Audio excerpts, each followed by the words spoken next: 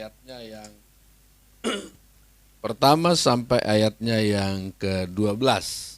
Saya minta kita baca bergantian, ayat pertama, saudara kedua, dan seterusnya sampai ayat yang ke-11. Orang lumpuh disembuhkan. Udah ketemu semua ya?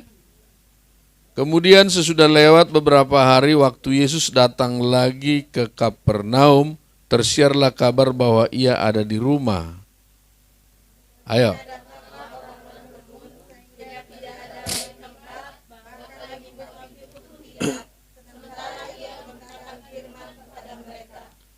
Ada orang-orang datang membawa kepadanya seorang lumpuh, digotong 4 orang.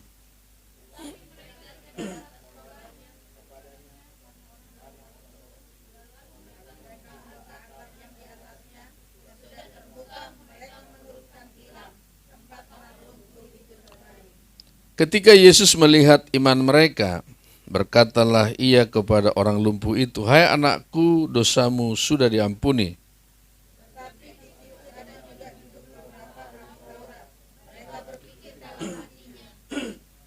Mengapa orang ini berkata begitu? Ia menghujat Allah, siapa yang dapat mengampuni dosa selain daripada Allah sendiri?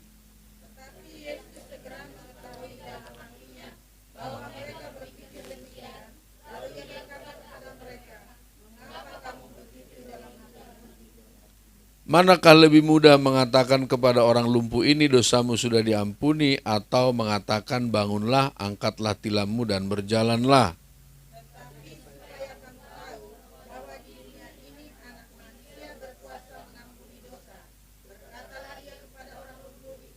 Kepadamu kukatakan bangunlah, angkatlah tempat tidurmu dan pulanglah ke rumahmu.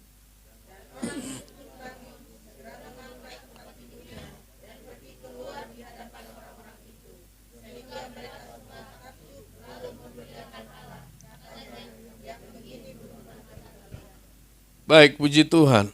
Saudara yang kasih, yang saya ingin ajak saudara untuk melihat yang 4 orang. Ya, 4 orang itu yang mana saudara? Yang menggotong, ya, yang menggotong. Jadi saudara yang kasih, 4 orang ini mereka bekerja bersama, tujuannya untuk menyembuhkan, menyelamatkan orang lumpuh. Orang lumpuh, saudara yang kasih, itu adalah gambaran dia adalah orang yang terbatas. Amin ya. Orang yang sedang sakit. Orang yang lemah, ya. Orang yang butuh pertolongan. Pergerakannya terbatas. Kemampuannya terbatas. Bahkan untuk menghampiri Yesus, sumber kesembuhan yang diharapkan, dia mesti ada orang lain yang menolong. Nah, saudara yang kasih, malam hari ini yang saya ingin sampaikan adalah tema kita bekerja bersama untuk menyelamatkan jiwa-jiwa. Saya, saudara yang kasih, melaksanakan pelayanan di penjara. Kadang orang bilang begini, ngapain itu orang penjara dilihatin, dibantu, diperhatikan.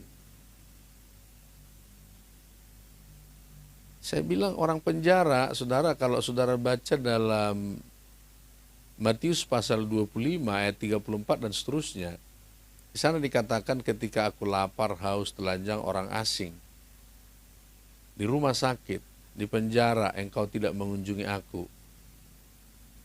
Orang berkata, kapan Yesus di penjara, sakit, atau jadi orang asing, atau di penjara, di rumah sakit? Nggak pernah. Iya. Tapi Tuhan bilang, kalau engkau melakukannya untuk saudaraku yang paling hina ini, maka engkau melakukannya untuk aku. Nah saudara, orang-orang di penjara lah sama seperti orang lumpuh ini, amin ya. Dia adalah orang-orang yang terbatas pergerakannya, dibatasi. Untuk dia mendengarkan firman, saudara yang kasih, mesti ada orang yang datang juga kepada dia. Ada yang membagikan Alkitab, amin ya. Ada yang menyampaikan, menerangkan, menerjemahkan, atau memberikan pengertian tentang kebenaran firman Tuhan kepada mereka. Maka saudara yang kasih, ayat firman Tuhan yang kita baca, seringkali kami dalam pelayanan penjara bagaimana caranya mengajak orang untuk datang bersama-sama kita. Karena saya selalu katakan, tanpa kerjasama yang baik, saudara yang kasih, maka hasilnya akan, ya, artinya saudara yang kasih, kalau kita bekerja bersama, hasilnya akan lebih mantap daripada bekerja sendiri. Amin ya. Sama persekutuan doa di tempat ini. Kalau semuanya kita semaunya, tidak memberi hati bersama-sama, mungkin enggak persekutuan kita jalan malam hari ini? Enggak mungkin. Kalau semua pakai ego masing-masing. Nah, 4 orang ini saudara yang kasih, mereka menggotong. Begitu mereka dengar Yesus saudara yang kasih, saya enggak tahu inisiatifnya datang dari orang lumpuh kah?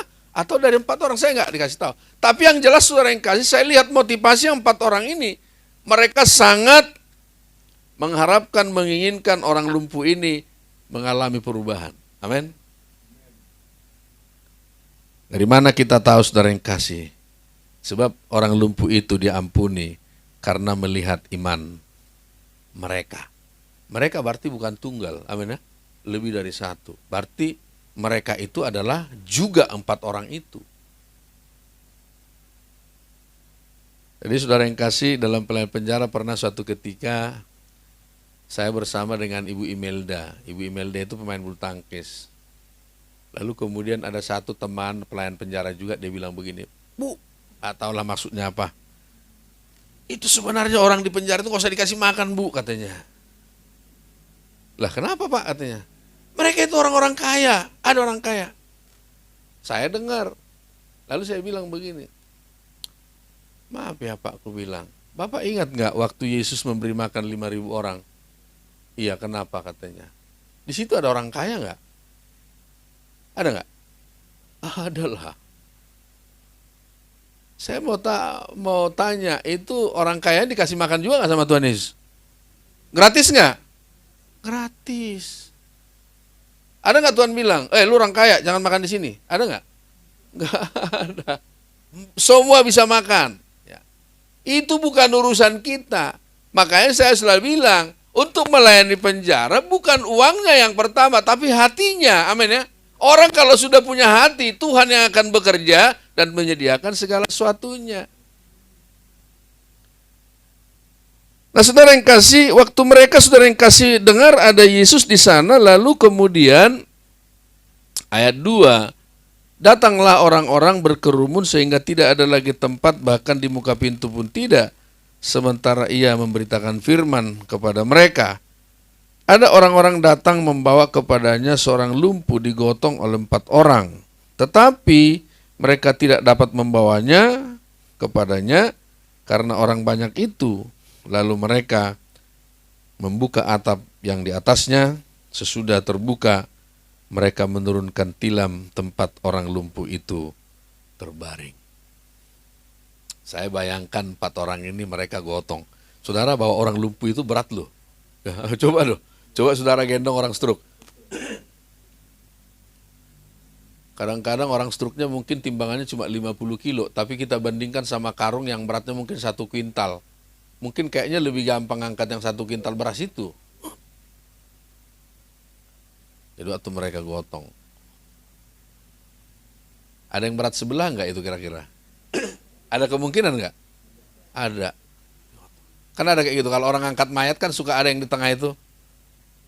Suka yang di tengah itu diturunkannya ininya bahunya. Biarin mereka yang di belakang yang ini katanya yang terlalu berat. Tapi saudara yang kasih nggak ada yang komplain. Sebab tujuan akhir mereka, orang lumpuh ini berjumpa dengan Tuhan. Amin ya.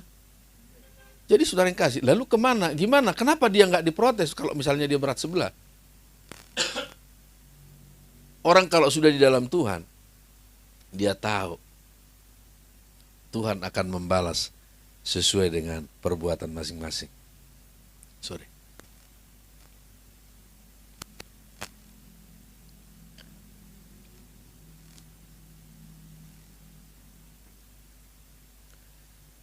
Nah, saudara yang kasih,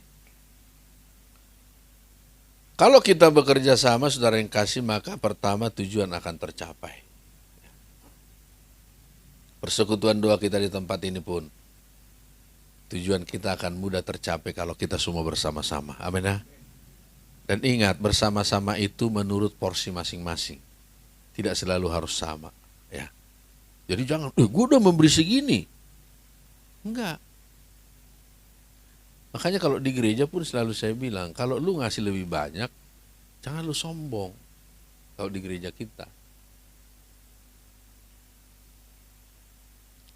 Kalau lu memberinya cuma sedikit, jangan lu juga merasa rendah diri. Ada porsinya. Nah, jadi waktu pelayan penjara itu begitu, saudara yang kasih, saya kembali. Saya melayani penjara sejak tahun 98. Setiap kali orang gengsi, lalu kemudian kan ada orang yang merasa begini loh. Ada teman-teman juga yang saya tahu, ketika dia orang tahu mantan dari penjara, dia tutup-tutupin. Dia nggak mau kalau orang tahu bahwa dia bekas dari penjara. Kadang-kadang saya bertanya, kenapa harus ditutup? Apa tujuannya?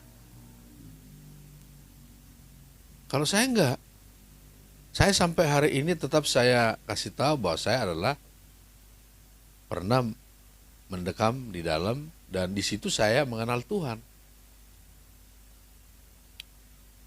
Dan di situ saya lihat betapa Tuhan luar biasa pertolongannya dalam hidup saya. Apa yang pernah saya impikan, saya bayangkan, semua Tuhan jawab. Nah, kenapa kita bisa dijamah dan diberkati waktu di penjara? Karena ada tadi orang-orang yang datang ke penjara, amin ya. Mereka tanpa pamrih. Waktu awal-awal saudara yang kasih, waktu orang datang ke penjara melayani. Dulu bayangan saya mereka itu adalah orang-orang berduit, orang-orang kaya. Tapi setelah saya terjun lalu kemudian bersama-sama dengan mereka, oh iya ya, ternyata mereka itu kelihatannya saja seperti orang kaya, padahal sebenarnya hanya cukup-cukup saja. Tapi kok bisa mereka rutin datang ke penjara? Karena mereka punya hati, amin ya. Orang lumpuh ini saudara yang kasih, kenapa bisa digotong? Karena yang 4 orang itu semua punya hati yang sama. Bagaimana orang ini bisa diselamatkan, disembuhkan?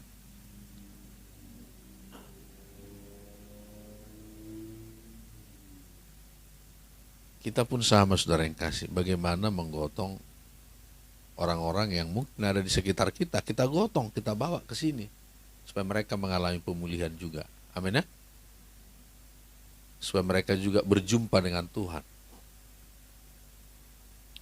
Lalu waktu mereka datang saudara yang kasih, ternyata mentok. Pintu semua udah tertutup.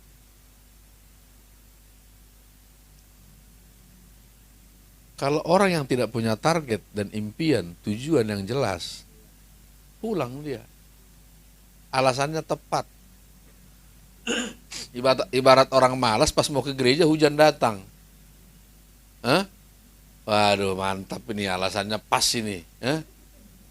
Apalagi ada yang banjir di depan rumah. Mantap banget, dipoto lalu dilaporkan. Cocok banget ini jadi alasan katanya. Tapi enggak saudara. Amin ya? Dia cari cara yang lain. Bagaimana berjumpa? Tujuan akhir adalah berjumpa dengan Tuhan dan orang ini mengalami perubahan. Mereka sudah yakin betul jika orang ini berhasil berjumpa dengan Tuhan, pasti akan mengalami pemulihan.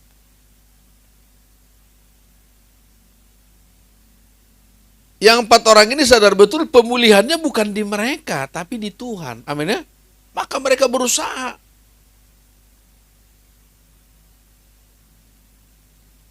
Dia naik ke atas. Dia turunkan. Orang itu udah gak peduli apa kata orang. Amin ya. Saudara, dalam pelayanan itu kan seringkali ada orang yang sirik sama kita. Masa bodoh amat. Tujuan kita berjumpa dengan Tuhan.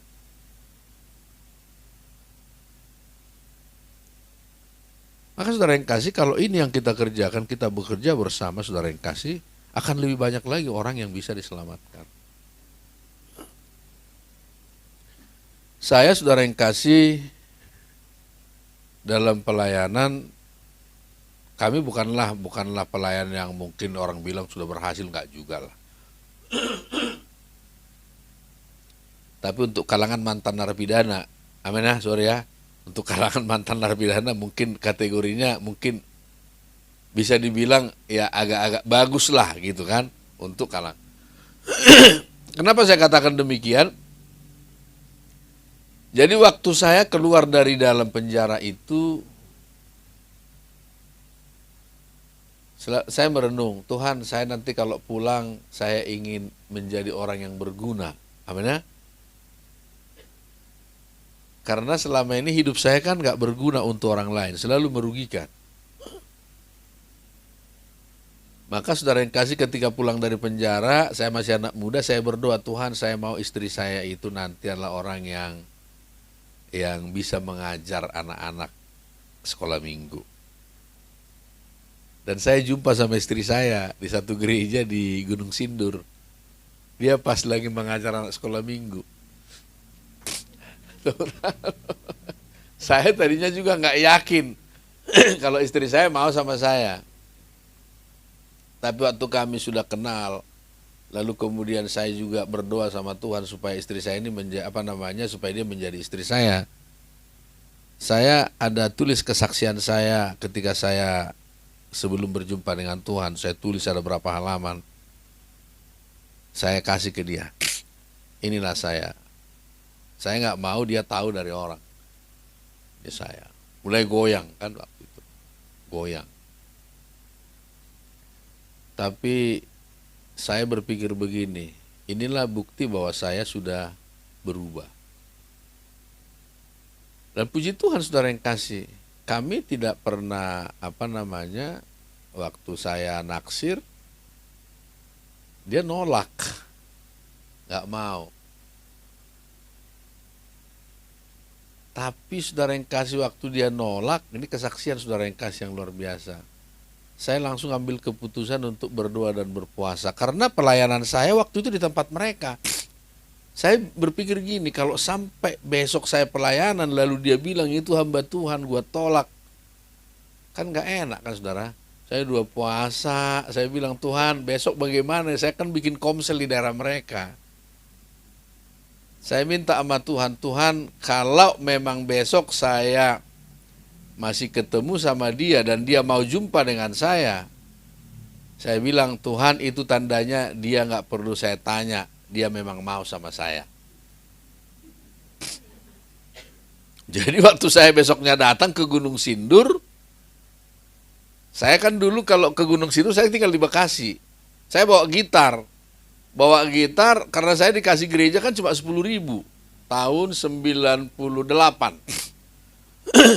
Jadi supaya 10.000-nya bisa jadi uang makan saya bawa gitar, saya main gitar lah di bis-bis itu kan, sampai ke Tangerang. Ya minimal lah ongkosnya nggak ditagi kan gitu. Tapi saya nggak nagih begini, nggak. Minimal dia tahu oh pengawin mau pulang ke rumah gitu.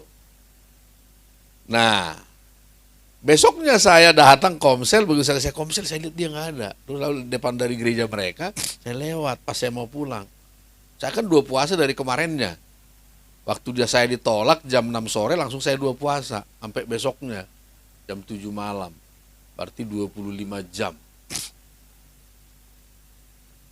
Doa saya hanya itu, jangan bikin malu Tuhan gitu.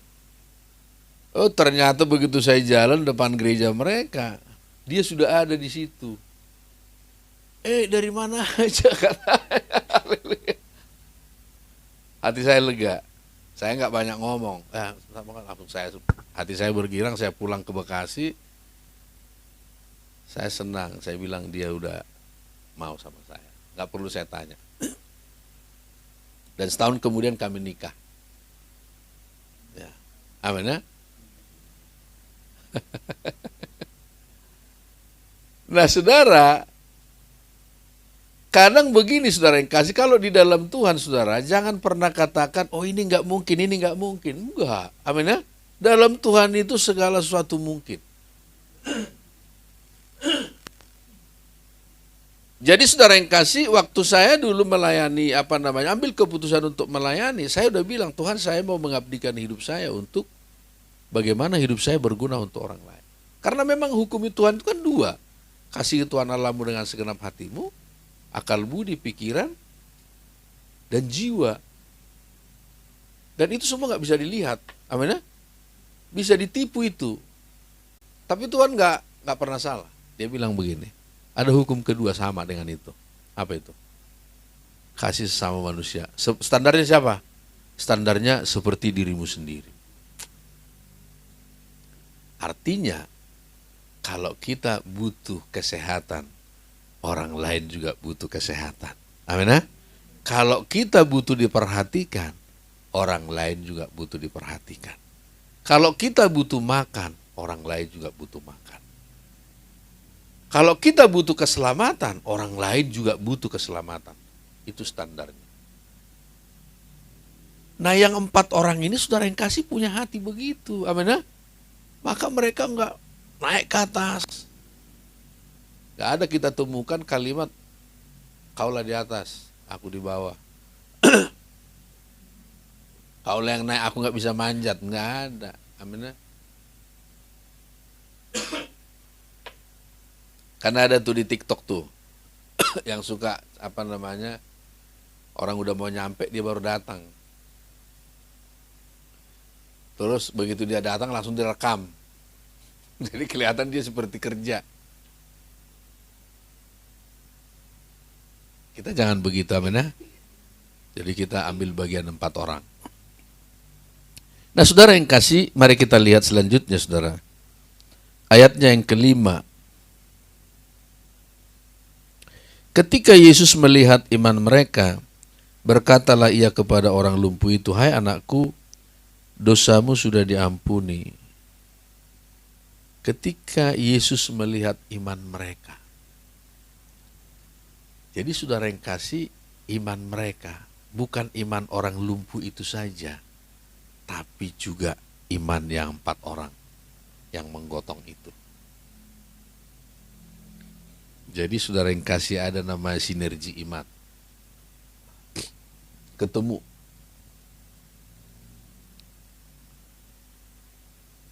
Jadi saudara yang kasih, dulu waktu kami baru-baru pelayanan ya, setelah beberapa tahun saya diundang di televisi, salah satu televisi swasta. Lalu mereka telepon saya, dia bilang saya dari kru televisi ini gitu. Terus, ada apa Pak? Kami mau angkat profil Bapak. Nah, terus apa itu Pak? Kita ada acara televisi namanya acara Buka Rahasia. Pembawa acaranya namanya Charles Bonar Sirait. Jadi Bapak kita akan angkat profilnya, lalu juga Bapak sebagai narasumber yang akan kita wawancara langsung di studio. Nah, lalu tapi saya nggak langsung serta-merta senang. Saya bilang begini, kenapa saya? Oh mereka bilang, Pak kami sudah pergi Pak, karena memang yang kita mau angkat ini adalah orangnya harus yang bekas dari penjara. Karena tema kita, kata dia, dahulu merugikan masyarakat, sekarang menguntungkan. Oh begitu, jadi apa yang saya menguntungkan Pak? Lalu dia bilang, kan Bapak kan punya persekutuan janda-janda. Iya, terus ada sekolah. Nah, ini persekutuan janda-janda juga dulu agak polemik juga itu. Ini janda muda atau tua katanya. Padahal menurut saya janda muda itu jauh lebih perlu pertolongan daripada yang tua. Kenapa? Karena yang tua anaknya sudah pada tua juga. Betul ya? Yang muda yang banyak pergumulan. Menurut saya ya. Tapi kadang-kadang langsung image-nya kan langsung miring. Ya. Yang muda yang cantik atau yang jelek katanya lagi ya.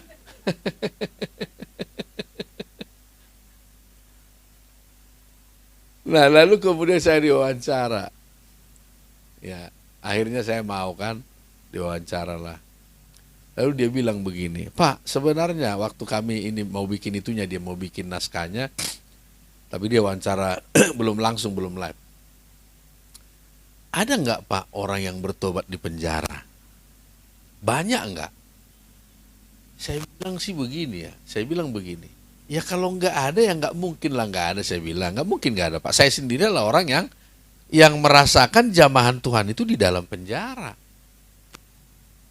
Lalu banyak nggak? Saya kira sih banyak, karena saya berjumpa juga teman-teman yang sama juga mengalami hal yang sama. Tapi banyak ini kan relatif. Tapi ada Pak. Oh gitu ya. Terus bagaimana Pak di penjara? Nah, saya bilang memang di penjara itu yang nggak enak lah Pak. Aku bilang, seenak-enaknya di penjara jauh lebih enak di luar. Susah pun kita di luar itu masih lebih enak daripada senang di dalam. Ngerti Mas saya? Kita pengemis di luar, bos di penjara itu masih lebih enak jadi pengemis di luar. Itu tadi soal keterbatasan. Di penjara kan serba terbatas. Pergerakan kita terbatas. Semua nggak bisa. Semua terbatas. Nggak bisa seenaknya. Kalau di dalam penjara, saudara nggak bisa ngomong sembarangan. Karena di sana katanya tembok pun bisa ngomong. Tembok pun bisa dengar. Itu istilah mereka. Jadi jangan bisik-bisik di sini, bentar lagi udah orang tahu. Kalapasnya udah tahu, KPLP-nya udah tahu, keamanannya udah tahu. Jadi begitu menderitanya mereka. Mereka adalah juga orang-orang yang lumpuh. Amin ya? Lumpuh yang butuh pertolongan. Nah, siapa yang 4 orang itu? Ya kita-kita ini. Amin ya? Kita-kita inilah yang 4 orang itu yang harus menggotong mereka untuk berjumpa dengan Tuhan. Amin. Itu salah satu, tapi di bagian-bagian yang lain pun ada banyak juga orang lumpuh yang butuh digotong untuk berjumpa dengan Tuhan. Mungkin tetangga kita, ya, mungkin juga keluarga kita, ya, ada butuh digotong. Mari saudara yang kasih, kita ambil bagian dalam posisi yang 4 orang, ya. Kita ambil bagian, kita keluarkan pikiran kita keluarkan ide-ide kita, ya. Kita keluarkan tenaga kita keluarkan pikiran kita untuk menyelamatkan mereka. Amin. Persekutuan doa di tempat ini kiranya terus boleh maju dan dipakai Tuhan untuk menjangkau jiwa-jiwa. Jadi hari ini saudara yang kasih, saya bisa merasakan pertolongan Tuhan yang dahsyat. Salah satunya saudara yang kasih, waktu anak saya nomor 1, Tabita. Coba berdiri Kak. Ya, ini anak saya ini Tabita, dia udah baru lulus kemarin S1 ya. Nah, rencana doakan dia mau ke Australia. Ya. Kalau nanti Tuhan berkenan, kalau visanya semua bisa dapat. Ada teman saya di Australia untuk, Pak suruh aja ke sini. Nanti sekolah bisa ambil kerja. Katanya kerja di Australia itu katanya banyak ya, banyak. Pokoknya asal mau kerja aja. Nanti sembari sekolah supaya izin tinggalnya lebih mudah. Jadi saudara yang kasih, anak saya ini dulu saudara yang kasih, dia waktu 2 tahun 4 bulan belum bisa jalan. Kami dulu berdoa sama Tuhan waktu kami menikah. Tuhan, saya mau anak saya yang pertama itu perempuan. Dan ingat saudara yang kasih, abang kami 4 bersaudara, abang saya itu anaknya juga udah perempuan 3. Lahirlah dia, anak saya ini, perempuan juga. Waktu saya kasih kabar sama bapak saya di kampung, Pak, cucu udah lahir. Apa? Perempuan. Lemas dia. Karena perempuan lagi katanya. Kalau istilah orang Jawa, wedok kabeh katanya. Jadi, lalu kemudian saudara ini kan doa saya. Begitu dia lahir, kami doa, Tuhan terima kasih Engkau mengabulkan apa yang kami minta kepada Tuhan. Jikalau Tuhan berkenan, berikanlah kami nanti anak yang kedua laki-laki. Yang lain kan belum ada laki-laki, dari 4 ini semua perempuan semua anaknya. Adik saya juga perempuan, yang itok saya juga perempuan. Lalu nggak lama kemudian, ini si Tabita, anak saya nomor 1 ini 2 tahun 4 bulan belum bisa jalan. Setiap kali ditatakin kakinya dia lipat. Sementara yang nomor 2 sudah 6 bulan di dalam kandungan. Saya bilang sama Tuhan, Tuhan kalau sampai anak ini lahir yang kedua, Yang pertama belum bisa jalan, wah gendonglah kami semua Tuhan. Nggak bisa bergerak. Istri saya dikasih hikmat sama Tuhan, dia bilang begini, Pak, kayaknya 2 dan puasa deh katanya, khusus. Saya tangkap itu suara dari Tuhan. Saya 2 puasa, 6 hari. Doa saya hanya bilang, Tuhan Tabita jalan, Tabita jalan, Tabita. Setiap kali doa, Tabita jalan. Dalam 2 puasa 6 hari, Tabita jalan. Hari yang ketiga saya 2 puasa, saya bilang, Tabita dalam nama Yesus, kamu berdiri. Saya taruh di tembok, dia berdiri ada beberapa detik. Tok, begitu berdiri keringatan. Langsung jatuh. Puji Tuhan, Tuhan kasih tanda. Anak yang kedua kan kami nggak USG. Karena saya bilang itu sudah laki-laki. Di mana-mana saya khotbah itu sudah laki-laki. Nggak perlu di USG. Nanti malah bikin pusing. Ya, jadi nggak usah di USG. Percaya aja gitu kan. Iman ya. Lalu kemudian begitu selesai 2 puasa, pergilah si Tabita dibawa opungnya ke Gunung Sindur. Gak nyampe 1 minggu di sana, langsung dilapor sama tantenya. Kak, katanya si Tabita udah bisa jalan, udah bisa berdiri. Saya berdiri. Begitu kami dengar dia bisa berdiri, kami langsung berangkat ke Gunung Sindur dari Bekasi naik motor. Begitu sampai di Gunung Sindur, saya bilang, mana Tabita? Ayo sini, udah. Tabita, dalam nama Yesus kamu berdiri. Ayo. Diri dia, diri. Dalam nama Yesus jalan, gitu kan, jalan.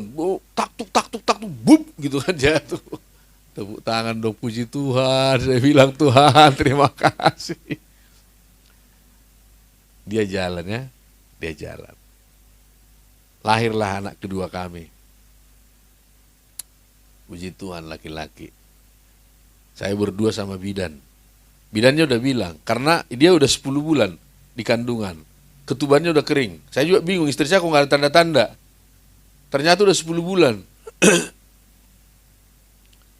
Waktu mau lahir itu bidan bilang begini, Pak udah nggak bisa Pak, nggak bisa, kita bawa ke rumah sakit. Saya nggak ada duit. Aduh. Saya bilang tolonglah Bu bidan, saya bilang kita doa lagi lah. Saya doakan lagi, kita usahakan aja. Kami doakan lagi, kami usahakan. Langsunglah dipaksakan. Kami ikut bantu, keluarlah ya. Berdua sama bidan, saudara yang kasih tepok-tepok nangis, laki-laki. Puji Tuhan. Saya telepon bapak saya. Saya berdoa sama Tuhan, Tuhan terima kasih. Ini laki-laki yang pertama dari cucu bapak saya. Saya minta Tuhan setelah dia, permintaan saya bukan anak ketiga. Saya lihat setelah dia, kasihlah mereka semua anak laki-laki Tuhan. Abang saya, adik saya, itok saya. Begitu lahir saya telepon abang saya, Bang nanti yang nomor 4 laki-laki. Ah masa sih katanya. Iya. Adik saya juga nomor 2 laki-laki. Itok saya juga nomor 3 laki-laki. Jadi saudara yang kasih semua dapat laki-laki. Dan saya semua yang kasih nama. Abang saya karena lahir laki-laki dia bilang kaulah kasih nama Dek katanya. Saya bilang kasih nama Samuel. Adik saya yang laki-laki yang adik saya di bawah saya, anaknya laki-laki juga lahir. Kasihlah nama Bang katanya. Saya kasih nama Gideon. Adik saya yang perempuan, dia bilang kasih nama Bang, saya kasih nama Yosafat. Nah, aneh, orang Batak kan aneh. Kan saya kasih nama Samuel. Dikasihlah nama tambahan namanya apa? Hartama. Hartama. Biasa orang Batak kan selalu harta pikirannya kan. Hartama. Jadi nama Samuel lah. Nah, saya protes lah. Kalian udah minta nama tapi nggak dipanggil. Saya marah lah. Nah tapi saya mau ungkapin marah saya diam itu kan dari opungnya katanya, Hartama. Jadi panggilannya Hartama. Jadi saya juga, mobilnya kan ada truknya, truk jeruk yang dari Medan ke Jakarta. Udah langsung ditulis Hartama. Aduh, saya sebenarnya agak kesal juga. Ini anak kemudian jatuh waktu belum 2 tahun ya. Iya, kurang dari 2 tahun jatuh dari belakang rumahnya ke kali. Itu jatuh sampai berapa meter ke sana, dia udah megap-megap. Untung ada orang mandi di belakang sana. Dilihat anak siapa tuh katanya. Udah kembung perutnya. Baru dibalik-balikin begini, baru muntah. Hidup. Oh, saya langsung marah. Begitu saya tahu, langsung saya telepon abang saya. Aku bilang panggil dia Samuel. Samuel itu artinya atas pertolongan Tuhan. Dia bilang gini deh katanya, amang boru kita itu belum mati, namanya si Samuel juga katanya. Kalau orang Batak kan nggak boleh. Nanti ku panggil Samuel, amang boru itu yang keluar katanya.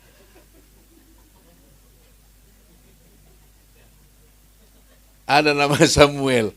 Nah tapi kemudian meninggal nggak lama kemudian meninggal lah amang boru itu, lalu kemudian mereka panggil Samuel. Ini adik saya juga yang saya kasih nama Gideon, dia juga sama. Dia bikin nama tambahan namanya Prian Handoko.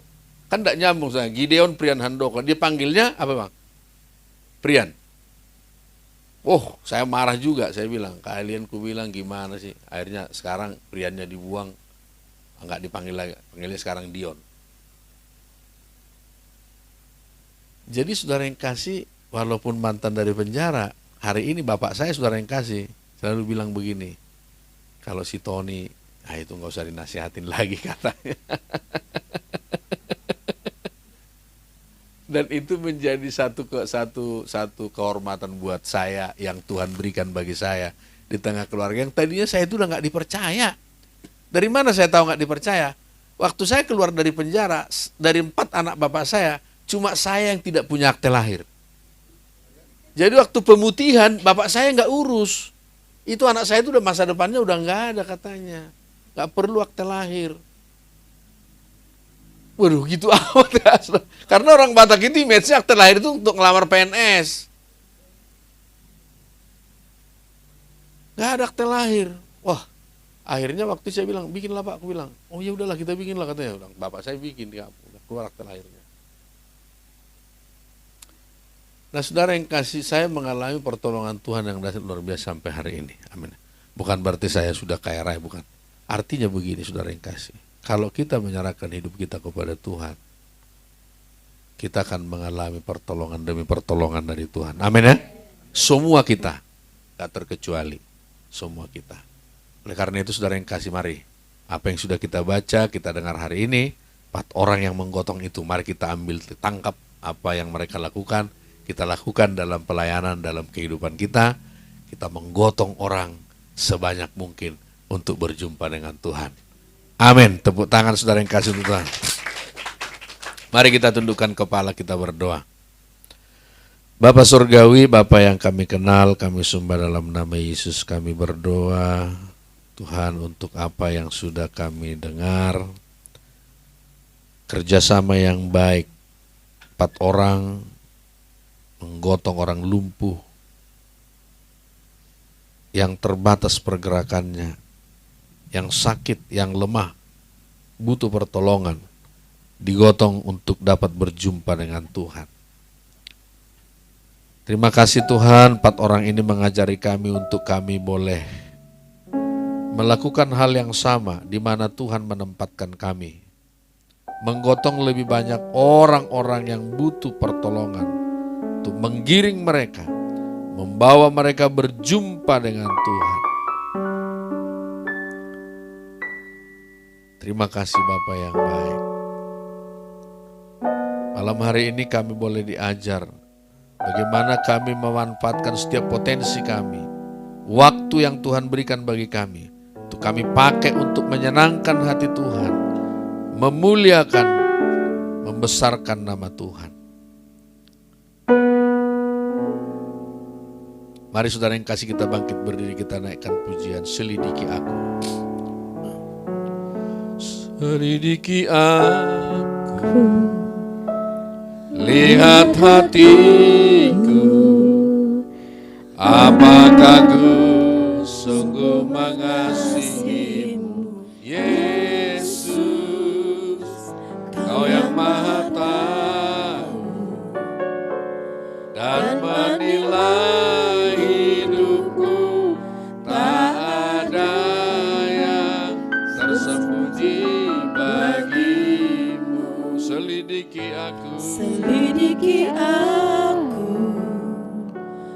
lihat hatiku, apakah ku sungguh mengasihimu, Yesus, Kau yang Maha Tahu dan menilai hidupku, tak ada yang tersembunyi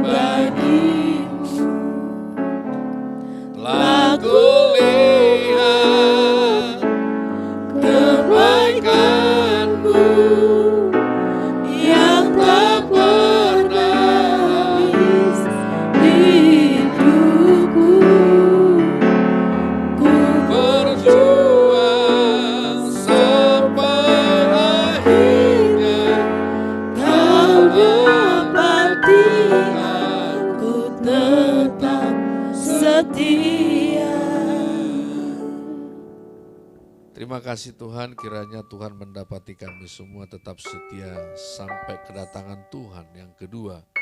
Terima kasih Tuhan buat persekutuan doa hati Bapa. Malam hari ini kami boleh bersama-sama memuji menyenangkan hati Tuhan, mendengarkan suara Tuhan. Biarlah juga Tuhan kami semua yang ada di tempat ini terus Tuhan bersemangat bergairah untuk menggotong orang lebih banyak datang kepada Tuhan lewat persekutuan di tempat ini. Terima kasih Bapa, terima kasih Roh Kudus, berkati Tuhan setiap pengurus di tempat ini. Berkati Buliana yang terus menjadi bagian, menjadi pembina di tempat ini Tuhan. Terima kasih Bapa yang baik, terima kasih Roh Kudus. Dalam nama Yesus kami berdoa. Haleluya, kita yang percaya katakan amin. Kembalikan duduk Bapak, yang angkat tangan kita masing-masing tadakan kepada Tuhan. Pulanglah saudara yang kasih, terimalah berkat damai sejahtera dari Bapa kita di sorga, kasih karunia dari Yesus Kristus anaknya yang tunggal Tuhan kita, serta pertolongan penghiburan kekuatan baru dari Roh Kudus, kiranya menyertai kita sekalian, hari ini sampai Kristus datang kali yang kedua. Soli Deo Gloria, Donano Bes Pasem, Veni Creator Spiritus. Kita yang percaya katakan bersama, amin. Amin. Bapa